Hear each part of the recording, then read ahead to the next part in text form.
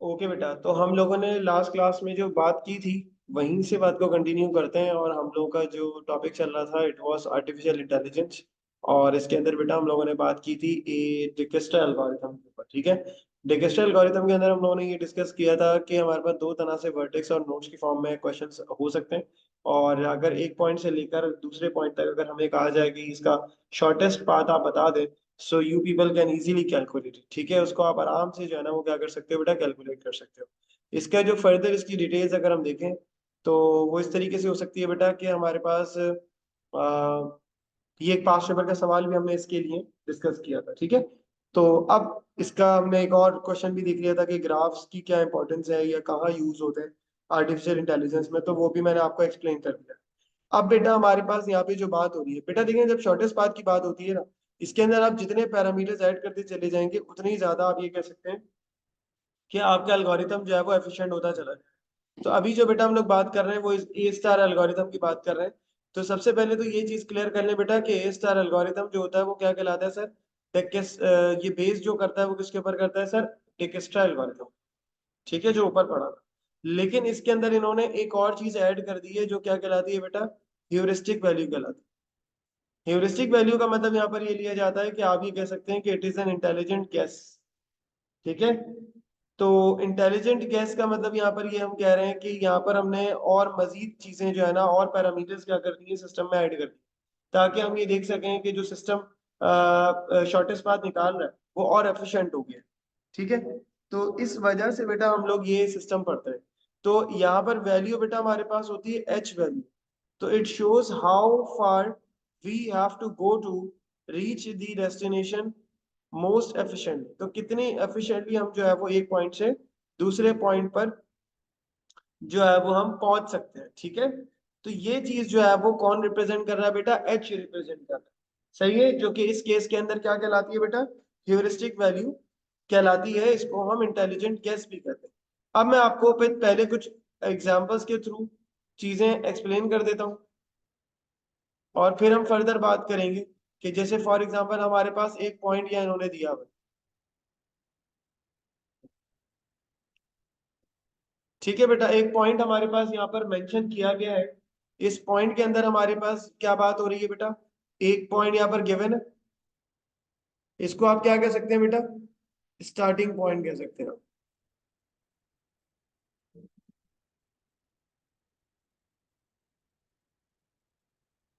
ठीक है बेटा, ये हमारे पास क्या दिया हुआ है, स्टार्टिंग पॉइंट दिया। हम बेटा कहाँ तक आ रहे हैं, यहाँ तक पहुंच रहे हैं। ये हमारे पास डेस्टिनेशन आप कह लीजिए, ठीक है, या एंडिंग पॉइंट कह लीजिए। तो हम बेटा हम कहाँ से स्टार्ट करेंगे, स्टार्ट से शुरू करके हम डेस्टिनेशन पे आके रुक जाएंगे। अब बेटा हमारे पास जो नोड की वैल्यूज हैं वो फोर तरह की वैल्यूज। एक बेटा हमारे पास एच वैल्यू है। फिर हमारे पास बेटा मूवमेंट कॉस्ट है। अब आप इसे अज्यूम कर लेंगे, लेट सपोज एक फ्यूल कॉस्ट काइंड ऑफ, कि हम एक जगह से दूसरी जगह जा रहे हैं तो उसकी कॉस्ट क्या लग रही है।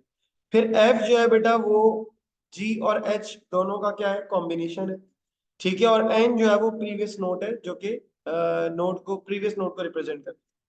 सबसे पहले बेटा हमने क्या करना है, सबसे पहले हमने करना ये होता है, अब ये मैं आपको एक एग्जांपल समझाने के लिए कर, कि अगर बिल्कुल स्क्रैच से अगर आपसे कहा जाए करने के लिए तो वो आप कैसे करें। अदरवाइज हम इसका एक पास्ट पेपर भी देख लेंगे जिसमें आपको ये चीजें फर्दर क्लियर हो जाएंगी। बेटा देखें यहाँ कह रहा है कि सबसे पहले हमने करना ये है कि जो ब्लॉक मूव्स होते हैं, ब्लॉक मूव्स का मतलब ये है कि जैसे ये ग्रेइश एरिया है, ये ब्लॉक मूव है, ठीक है। आप इसे फिलहाल क्या कर देंगे, इग्नोर कर देंगे, ठीक हो गई बात। ये इग्नोर कर दिया, ये इग्नोर कर दिया, ये सब इग्नोर कर दिया। सिर्फ आपने ये देखना है कि हम यहाँ से लेके यहाँ तक आ रहे हैं, तो उसके लिए हमारे पास कितने स्टेप्स हमें रिक्वायर्ड, ठीक है। तो इसको अगर हम मेंशन करें तो इस तरह से कर सकते हैं। जैसे लेट सपोज अगर मैं इस पॉइंट से बेटा जा रहा हूं कहाँ पे, इस पॉइंट तक, तो बेटा देखो 12, बल्कि मैं यहां से शुरू करता हूँ ना, 1 2 3 4 5, फिर आगे बेटा 6 7 8 9 10 11 और 12। तो टोटल बेटा हमारे पास जो है वो कितने स्टेप्स हमें रिक्वायर्ड है बेटा, 12 स्टेप्स रिक्वायर्ड। शुरू कहाँ से हो रहा है बेटा, यहाँ से शुरू हो रहा है लास्ट वाली जगह से, ठीक है। 1 पहला स्टेप हो गया ये, फिर 3, फिर ये 4 के बाद ये आ जाएगा यहाँ पे 5, 6 7 8 फिर 9 और 10, लेकिन क्योंकि ये ब्लॉक है तो इनको आपने फिलहाल इग्नोर कर दिया।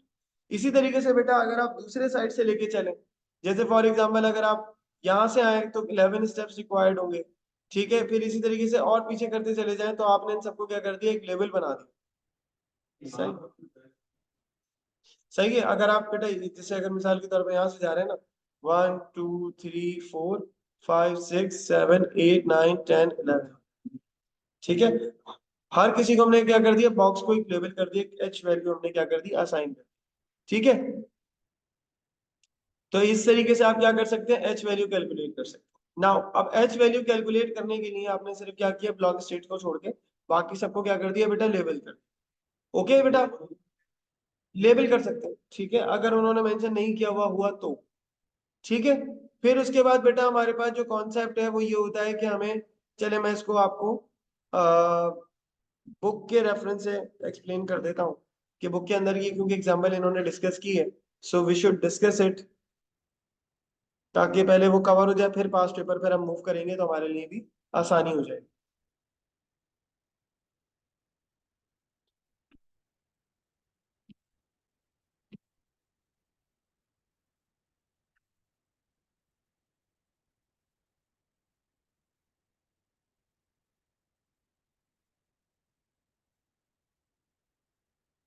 अच्छा, अब हमारे पास बेटा जो कॉन्सेप्ट है वो ये है कि वैल्यू ऑफ जी ये कैलकुलेट करना है। तो वैल्यू ऑफ जी बेटा कैलकुलेट करने का तरीका क्या है, वैल्यू ऑफ जी कैलकुलेट करने का तरीका ये है कि इन्होंने एक राइट एंगल ट्राइंगल कंसीडर किया है, ठीक है।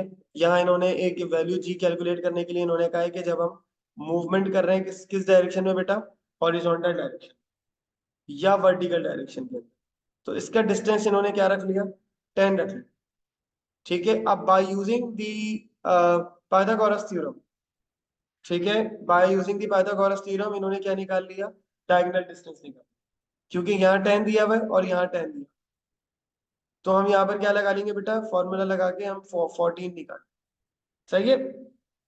क्योंकि ये कैलकुलेट अभी फिलहाल जहां तक मैं समझता हूँ कि वो आपको करने के लिए नहीं देगा, ठीक है। यहाँ पर हमें वो कैलकुलेट करने के लिए पाइथागोरस अप्लाई करने के लिए नहीं देगा, क्योंकि ये मैथ्स का कॉन्सेप्ट है, लेकिन उन्होंने सिर्फ हमें ये बता दिया है कि ये वैल्यूज हमने निकाली। अब बेटा देखें, एक पॉइंट से दूसरे पॉइंट पर आ रहे हैं, तो जी की साइड पहले इन्होंने अलग से एक, देखें, एक बॉक्स अलग बनाया जी का और एक बनाया इन्होंने एच का, ताकि दोनों वैल्यूज ऐड कर सके, ठीक है। तो अब जरा देखें सबसे पहले क्या हो रहा है, सबसे पहले हम ये बात कर रहे हैं बेटा कि अगर हम एक पॉइंट से इस पॉइंट पर आते हैं, तो जी की वैल्यू क्योंकि हम मूव कर रहे हैं वर्टिकल, तो इसकी कॉस्ट कितनी आएगी, 10 आएगी, और इसकी जो एच वैल्यू भी है वो क्या है सर, 11। तो 10 प्लस 11 बेटा व्हाट इट बिकम्स, ये एक के लिए निकला, अगर मैं एक स्टेप मूव कर रहा हूँ राइट साइड के ऊपर, इसी तरीके से अगर मैं एक स्टेप मूव करता हूँ डाउन साइड के ऊपर, तो वहां पर वैल्यू क्या आएगी सर, वहां पर भी इत्तेफाक से वही वैल्यू आ रही है, ऐसे ही है सर। लेकिन अगर मैं मूव करता हूँ बेटा इस तरह से डायगोनल के अंदर, तो अब वैल्यू बेटा क्या आ रही है, 24 आ रही है। नहीं नहीं, एच वैल्यू भी उतनी ही मूव करेगी ना।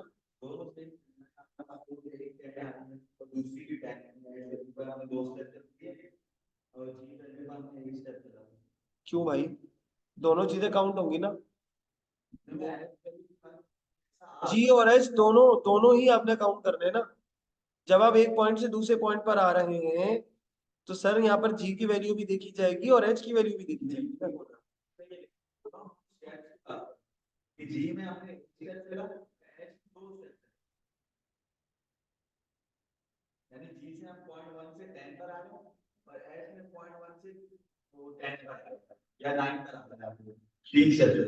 नहीं नहीं, स्टेप्स तो एक ही है ना, ये एक बॉक्स ही रहा, एक बॉक्स ही रहा, ये तो वैल्यूज है ना, स्टेप चलने की क्या वैल्यूज है।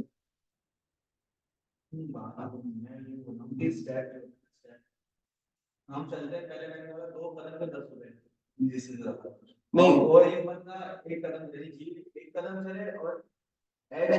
नहीं, दो कदम क्यों चलेंगे, एक पॉइंट से दूसरे पॉइंट पर आप पहुंच रहे हैं, तो यहाँ पर वैल्यू ऑफ जी भी कुछ होगी और यहाँ पर वैल्यू ऑफ एच भी कुछ होगी, बस दोनों साथ कैलकुलेट होंगे ना। मिसाल के तौर पे मैं आपसे ये कहूँ, पेट्रोल आपका 5 लीटर खर्च होके गाड़ी आपकी चली नहीं, तो ऐसा कैसे हो सकता आप दोनों चीजें कैलकुलेट करेंगे ना, कॉस्ट भी इंक्लूड होगी, डिस्टेंस भी इंक्लूड होगा। आप इसे ऐसे समझ रहे हैं कि एक पॉइंट से दूसरे पॉइंट पर आ रहे हैं तो आपने डिस्टेंस, जी को वो क्या कह रहा था, जी को वो कह रहा था मूवमेंट कॉस्ट, तो आप कह लीजिए कि पेट्रोल कॉस्ट हमारी लग गई यहाँ पे। और एच को वो कह रहा था कि एक इंटेलिजेंट गैस है, आप डिस्टेंस कह लीजिए इसको आप, कि एक पॉइंट से दूसरे पॉइंट का डिस्टेंस हो गया। तो आप डिस्टेंस जितना कवर करेंगे उसी लिहाज से पेट्रोल खर्च होगा ना। ठीक है, तो ये दोनों चीजें एक दूसरे के कनेक्टेड है ना, तो ये दोनों अलग अलग नहीं कंसीडर कर सकते कि आपका जो है वो आप अलग पॉइंट कंसीडर कर लें किसी को। तो बेटा डायगोनल में निकाला तो ये 24 आ गया। अब आप आ जाइए सर, इसी तरीके से हमने क्या देखा, हमने कहा यार हम अगर राइट पे डाउन साइड पे मूव कर रहे हैं तो कॉस्ट क्या आ रही है, कम आ रही है। मतलब अगर मैं यहाँ से यहाँ जा रहा हूँ तो कॉस्ट कम है 21, मैं अगर यहाँ से नीचे आ रहा हूँ तो भी कॉस्ट क्या आ रही है बेटा 21। तो बेस्ट तो यही हो गया कि यार हम डाउन साइड पे करें या राइट साइड पे करें। तो चलें आप नेक्स्ट कंसीडरेशन कर ली इन्होंने। अब इन्होंने कंसीडर कर लिया ये वाला पॉइंट। अब इस पॉइंट से बेटा हम लोग कहाँ जा रहे हैं, दूसरे पॉइंट पर आ रहे हैं, राइट के ऊपर, फिर डाउन साइड के ऊपर और फिर डायगोनल के अंदर। इसकी भी इन्होंने तीनों केसेस बना लिए। इस तरह का भी ऐसे ही बनेगा, और इधर का भी बन सकता है, बिल्कुल बन सकता है। तो चार पॉसिबिलिटीज आ गई। ठीक है, लेकिन इतना एल्गोरिथम मुश्किल आएगा नहीं, हमने पॉइंट लेके जाना है।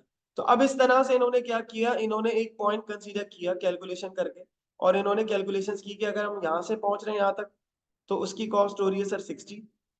अगर हम यहाँ से यहाँ तक आ रहे हैं तो सर उसकी कॉस्ट हो रही है 60। और अगर हम डायगोनल में आ रहे हैं, अब यहाँ पे देखोगे ना, अब यहाँ तो मैं नजर आया कि मैं अगर इस पॉइंट पे पहुंच रहा हूँ तो एक दो और तीन स्टेप लगे। यहाँ पर अगर आ रहा हूँ ग्रीन वाली साइड से तो 1 2 और 3 स्टेप्स लगे। अब अगर मैं आता हूँ कहाँ से सर, डायगोनल साइड से, तो कितने स्टेप लगे, एक और दो। मेरी बात समझ आ रही है, मेरी बात समझ आ रही है बेटा। तो डायगोनल में जब आप जा रहे हैं तो सर ये एक स्टेप और ये दूसरा स्टेप, कितने स्टेप लगे, दो स्टेप्स लगे। दो स्टेप्स में आपके पास जो वैल्यू आ रही है वो क्या आ रही है, 43 आ रही है। दो स्टेप्स के अंदर जब आप ऐसे जा रहे हैं तो वैल्यू क्या आ गई आपके पास, 43 आ गई। तो इसका मतलब ये हुआ कि सर जब आप डायगोनल पे मूव कर रहे हैं तो आपके पास जो पाथ है वो शॉर्टेस्ट पड़ रहा है, रादर देन कि अगर आप कॉर्नर साइड से आ रहे हैं उसके। क्योंकि ये कॉर्नर वाली वैल्यूज हैं और जो सेंटर वाली वैल्यूज है बेटा वो कैसे निकली है, वो निकले डायगोनल मूव करें। तो इस बेस के ऊपर अगर आप एल्गोरिथम को फाइनलाइज करें तो हमारे पास शॉर्टेस्ट पाथ ये बनेगा कि ये आपका सबसे शॉर्टेस्ट पाथ, कि जितना मैक्सिमम आप डायगोनल जा सकते हैं उतना मैक्सिमम आप डायगोनल में जाएंगे ताकि आपका डिस्टेंस कवर हो जाए। और फिर आपका जो शॉर्टेस्ट पाथ बनेगा वो ये बनेगा सर। ये इन्होंने फाइनल क्या कर दिया, पॉइंट बता दिया कि 1 1 से लेके आप कहाँ आए, 2 2, फिर 2 3, फिर 4 4, फिर 5 3, 4 4 आ गए, फिर 5 3 आ गए, 5 4 आ गए सॉरी। सही है, 5 4 ये रहा। 5 4 क्यों, क्योंकि जो कॉलम है वो 5 है। ये जो है वो बेटा किसको रेफर कर रहा है, कॉलम को रेफर कर रहा है। और वाई जो है वो किसको रेफर कर रहा है सर, रो को रेफर कर रहा है। ठीक है, ये एरे की तरह मत कर लीजिएगा कि पहले रो फिर कॉलम, वहां यही होता है ना 2D एरे के अंदर, तो स्टूडेंट इसमें कंफ्यूज हो जाते हैं। फिर बेटा 6 4, ठीक है, फिर उसके बाद हमारे पास 7 5, फिर 8 6। So this is the shortest path जो कि आपने एक पॉइंट से दूसरे पॉइंट तक निकालना है। और ये हमें क्लियर हो जाता है सर, जितना ज्यादा आप डायगोनल पे मूव करेंगे आपका पाथ उतना ही शॉर्टेस्ट होता चला जाएगा। ये अभी देखते हैं ना नीचे, ये मैं करवाता हूँ। पहले जरा बात कर लेते हैं कि ये कहाँ कहाँ यूज होता है सर। ये यूज होता है बेटा ग्लोबल पोजिशनिंग के अंदर। ठीक है जी, गूगल मैप्स के अंदर हम इसको यूज करते हैं, आईपी राउटिंग के लिए यूज करते हैं, इन्फेक्शियस डिजीज के लिए हम जो भी है उसको यूज कर रहे होते हैं। ठीक है, और आईपी राउटिंग में क्या होगा भाई, शॉर्टेस्ट पाथ निकालना होता है ना। हर राउटर के पास डाटा पैकेट आता है, उसने आगे डाटा को डिलीवर करना है, तो शॉर्टेस्ट पाथ उसका कौन सा होगा, तो वो यहाँ उस तरीके से बहुत सारी जगहों पे वो डाटा ट्रांसमिशन राउटिंग ही तो आ आईपी राउटिंग के अंदर ही तो आएगी डाटा ट्रांसमिशन। उसकी बात तो नहीं कर रहे आप, क्या नाम है, हाँ मैं समझ गया, सर्किट स्विचिंग पैकेट स्विचिंग, हाँ बिल्कुल वहां लग सकता है, बिल्कुल लग सकता है। ठीक है जी, तो जी यहाँ तक आपके पास कॉन्सेप्ट अगर समझ आ गया, सो नाउ बेटा next move is to discuss the shortest path. ठीक है, 5 मिनट 10 मिनट लें, शॉर्टेस्ट पाथ आप लोग कैलकुलेट करेंगे, फिर मैं आपको यहाँ पहले थोड़ा सा मैं एक्सप्लेन कर देता हूँ बल्कि। इन्होंने बेटा कैसे शॉर्टेस्ट पाथ निकाला है कि पहले होम से निकलेंगे, और इन्होंने कहाँ पहुंचना है, स्कूल पहुंचना है। हमें फाइनल पाथ जो है ना वो क्या करना है बेटा, यहाँ मेंशन करना। ठीक है, उसके लिए सबसे पहले आपने देखा कि कॉस्ट क्या है। अच्छा देखें, ये हमारे पास है सर, ये मेन नोड होम। होम से लेके अगर आप बेटा कहाँ पर आते हैं, ए पर आते हैं, तो जी की वैल्यू यहाँ लिखी हुई है और एच की वैल्यू नोड के बिल्कुल ऊपर लिखी हुई है। तो इसी तरह से ये 3 क्या हो गई वैल्यू बेटा, ये 3 आपके पास वैल्यू ऑफ जी हो गई। इसी तरीके से 5 वैल्यू ऑफ जी हो गई, 7 जो है वो क्या हो गई, एच वैल्यू। सही है, सबकी एच वैल्यूज उनकी नोट के ऊपर दी हुई है। तो अब आपने क्या करना है, अब जैसे मिसाल के तौर पे मैं आपको एक दो वैल्यूज कैलकुलेट करके बताता हूँ, फिर वीडियो पॉज कर दूंगा। ठीक है, रोक दूंगा, फिर आप लोग करिएगा इसको सॉल्व। अगर मैं बात कर रहा हूँ, होम से ए पर आ गए। अब हम जो है वो ए से कहाँ जा रहे हैं, बी पे जा रहे हैं। ए से बी के लिए बल्कि यही रखें, होम से पहले क्या रखें बेटा,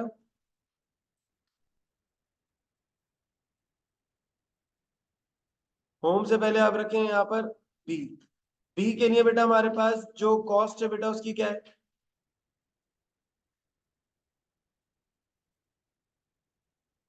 वो 5 हो गई। और इसकी ह्यूरिस्टिक वैल्यू बेटा क्या है, 7 है। तो टोटल करेंगे बेटा, वैल्यू क्या आ गई, 12 आ गई। मेहंदी साहब यहाँ देख लें, सही है। तो अब इसमें शॉर्टेस्ट पाथ कौन सा हुआ, अच्छा ए तक तो खैर अभी निकाला ही नहीं ना हमने। अगर हम ए से बी पर आए तो फिर क्या होगा, वो हम आगे देखते हैं। तो पहले एक काम करें, आप लोग इसको सॉल्व करें, मैं वीडियो पॉज कर रहा हूँ, फिर मैं बेटा इसको एक्सप्लेन करके पूरा सॉल्व करा दूँ। Don't worry. चलिए अच्छा बेटा, अब जरा बात को शुरू करते हैं। हमने बेटा बी तक बात कर ली, ठीक है। तो हम ए से ले होम, अब देखें इसका मैं तरीका बताऊं, इसकी ट्रिक क्या है। इसकी ट्रिक जो मैं समझता हूँ कि आप लगा सकते हो, वो ये कि पहले आपने एक पॉइंट कंसीडर किया, ठीक है। एक पॉइंट आ गया, जैसे मिसाल के तौर पे हम होम से बात कर रहे हैं, ठीक है। होम से पहले आपने निकाला ए, ये निकल गया। फिर आपने बेटा निकाला बी, ये निकल गया। फिर आप बेटा क्या निकालने जा रहे हैं, सी। ठीक है, पहले होम से सारे पॉइंट्स निकाले, जो शॉर्टेस्ट होगा फिर आगे मूव कीजिएगा। सही है। अब आपने सी निकाला है, तो सी की बेटा वैल्यू क्या आ रही है, जी की 4, और इसकी जो एच वैल्यू है क्या है, 9। टोटल कितना हो गया सर, 13 हो गया। तो सबसे शॉर्टेस्ट क्या रहा हमारे पास, ए।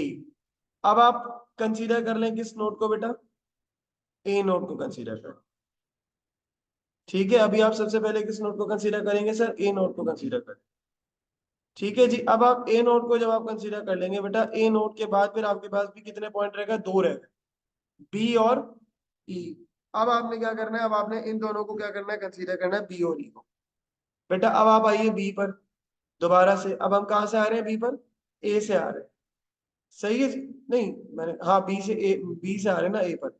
तो बेटा इसकी जी की वैल्यू क्या हो गई, 3। और इसकी जो वो वैल्यू हो गई, एच वैल्यू हो गई, वो क्या हो गई, 7। कितना बन गया भाई, 10 बन गया। सही है जी,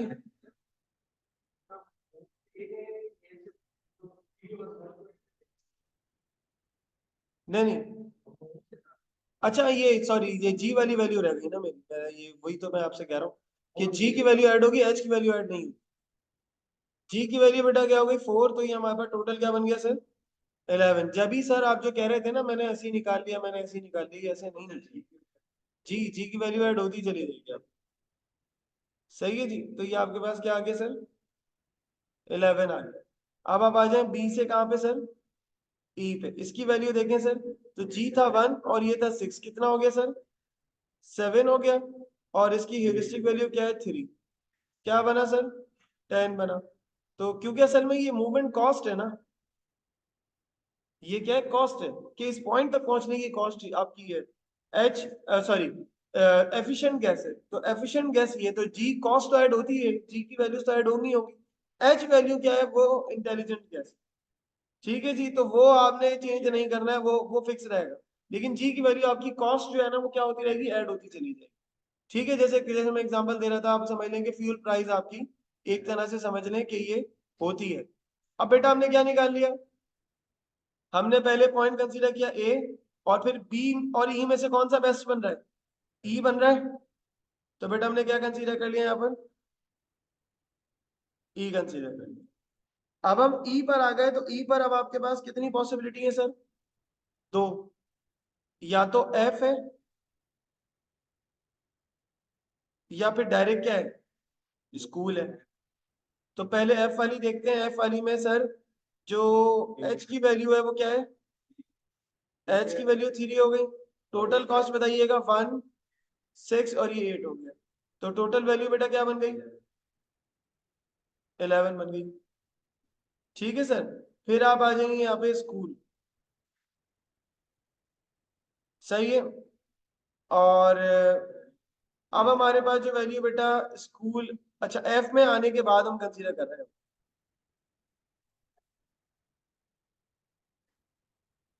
चलो ऐसे कर लो, चलो चलो चलो ऐसे कर लो, ऐसे ठीक है। अब डायरेक्टली निकालें तो कितना बन रहा है सर, 1 6 7 और एक 7 6 1, ये हो गया 12 हो गया। जी की वैल्यू क्या हो गई बेटा, 12 हो गई। सही है बेटा, हमारे पास जो वैल्यूज आई है वो क्या आ गई, 12 आ गई। बाकी इसकी एच की वैल्यू गिवन नहीं है तो वो छोड़ देंगे, कितना बनेगा हमारे पास, 12 बन गया। और अगर हम अब हम देखेंगे एफ और स्कूल में से कौन सा कम है भाई, एफ कम है। सही है सर। फिर हम किसको कंसीडर कर लेंगे बेटा, एफ को कंसीडर कर लेंगे। अब हमने एफ को कंसीडर किया तो एफ से अब हम स्कूल पर आ रहे हैं तो सर क्या बनेगा, तो हमारे पास यहाँ पर बना टोटल G1 है। फिर 6 से कितना हुआ भाई, 7 और एक 8, 8 और 3 कितना बना, 11। तो हमारे पास जो आंसर आया सर वो क्या आया, 11। यहाँ पर ह्यूरिस्टिक वैल्यू गिवन नहीं है तो 0 कंसीडर कर लें। तो अब हमारे पास जो पाथ बना है सर, जो फाइनल पाथ बना है वो ये बना है कि होम से पहले आप आए ए से फिर आए ई से फिर आए एफ, और एफ से फिर आप आए किसके पास, स्कूल के पास। सो हमारे पास, लेट मी कंप्लीट फर्स्ट। फिर हमारे पास जो पाथ बनेगा ना सर फाइनल, वो क्या बनेगा सर, वो बनेगा हमारे पास, अब इसका जो आंसर बनेगा वो बनेगा सर होम। होम से हम शुरू करेंगे बेटा, होम। होम से हमारे पास बेटा क्या आ रहा है, ए आ रहा है। ए के बाद हमारे पास बेटा क्या आ रहा है, ई आ रहा है।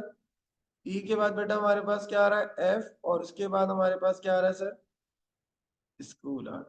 So this is the final answer. और यही आप तरीका बेटा लगाएंगे कि आपने एक एक पॉइंट कंसीडर करते हुए चलना है ह्यूरिस्टिक सर्च के अंदर। आपने डायरेक्टली कंक्लूड नहीं कर देना ओवरऑल डिस्टेंस देख, ठीक है। अच्छा, अब एक चीज और जो आपके क्वेश्चन का था पार्ट, अच्छा बेटा जो आप कह रहे थे कि सर देख के डायरेक्ट निकल जाएगा, देख के डायरेक्ट निकल जाएगा, तो उसको भी हम आंसर कर लेते हैं यहाँ पे। क्या अगर हम देख के डायरेक्ट निकालें वो क्या क्या है, तो उसकी कॉस्ट क्या आ रही है, उसकी कॉस्ट हमारे पास सर क्या आ रही है, देखें वही मैं कह रहा हूँ ना। देखें जब आप शॉर्टेस्ट पाथ निकालते हैं ना, तो अगर एक जनरल नॉलेज में आप देखें, जनरली देखें, अगर आपको एक पॉइंट से दूसरे पॉइंट पे जाना है तो जरूरी थोड़ी है कि वहां पर आपकी शॉर्टेस्ट पाथ में कॉस्ट भी इंक्लूड हो रही है, डिस्टेंस भी इंक्लूड हो रहा है। हो सकता है एक पॉइंट से दूसरे पॉइंट पे जाने में आप जल्दी पहुंच रहे हैं, सही है, तो जल्दी पहुंचने के रीजंस आप देखेंगे कि वो रोड स्मूथ है, वो उसके अंदर जो है वो ऑब्स्टिकल्स कम है। डिस्टेंस हो सकता है कम हो लेकिन पहुंच जल्दी रहे, ज्यादा हो और पहुंच जल्दी रहे। या ऐसा भी हो सकता है कि डिस्टेंस जो है वो सर हमारे पास कम है लेकिन टाइम लग रहा है क्योंकि वहां पर ट्रैफिक ज्यादा है। सो इसीलिए आप ऐसे कंक्लूड नहीं करेंगे जब तक अनटिल अनलेस आप मैथमेटिकल मॉडल अप्लाई नहीं कर। तो अगर आप आपके तौर पे चलें सर, तो 14 सही है, ह्यूरिस्टिक वैल्यू आ गई। बल्कि ह्यूरिस्टिक वैल्यूज को आप छोड़ दें, 5 और 7 कितना आया सर, 12। और 12 जो है वो हमारे पास ज्यादा है, हमारे पास शॉर्टेज क्या बन रहा है, 11 बन रहा है। तो इसीलिए सर हम डायरेक्टली कैलकुलेट नहीं करेंगे। हमारे पास जो आंसर होगा वो ये होगा, हम ए ई एफ और स्कूल तक लेके जाएंगे। और इसका आंसर हम फिर यहाँ पर क्या लिख देंगे बेटा, हम यहाँ पर जो आंसर लिख देंगे वो हम लिख देंगे 11। सही है, तो यहाँ पर हमारे पास जो वैल्यू आएगी बेटा वो क्या आ जाएगी, 11 आ जाएगी। वी विल राइट हियर,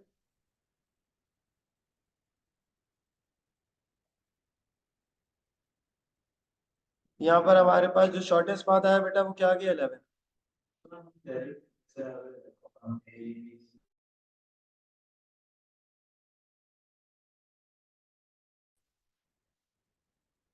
ठीक है बेटा, तो इस तरीके से आप ये सारी कंप्लीट कर सकते हैं ए स्टार एल्गोरिथम की टेक्निक्स।